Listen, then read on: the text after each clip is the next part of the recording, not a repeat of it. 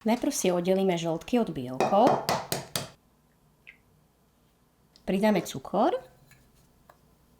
Nejdem. To by malo byť to vtipné.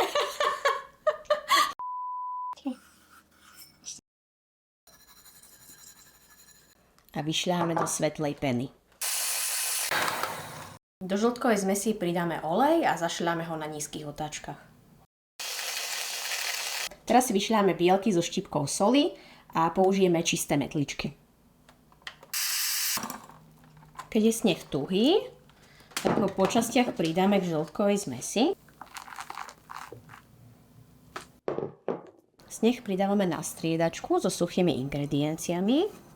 Takže ja som teraz pridala mandľovú múku a opäť pridám trochu snehu. Teraz pridáme hladkú múku s kypriacim práškom do pečiva. Pridáme preosiaté kakao. A môžeme pridať aj zvyšok snehu. Do formy si dáme papier na pečenie, nadýchané kakaové cesto, vylejeme do pripravenej formy.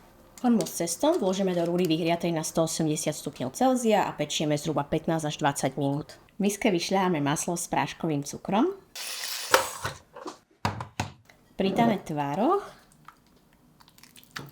a vyšľaháme tak, aby nám v kréme nezostali žiadne hrudky. Krém nemusíte šľahať príliš dlho, stačí len dovtedy, aby sa vám pekne spojilo maslo, cukor a tvaroh. Boky formy si jemne vymažeme maslom a vystelieme papierom na pečenie, aby sme po otvorení tvarohovej torty mali pekné hladké boky krému. Kakaový korpus potrieme marhuľovým džemom.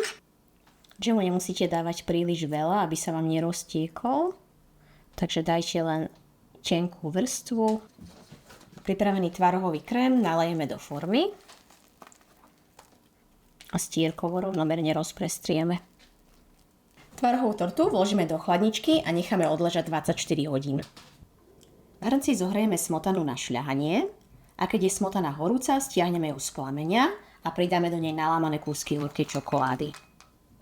Chvíľku počkáme, aby sa čokoláda roztopila a potom celú zmes dobre premiešame. Z torty odstránime papier na pečenie a na tvarohový krém vylejeme roztopenú čokoládu. Tortu vložíme do chladničky aspoň na 30 minút, aby čokoládová poleva dobre stúla.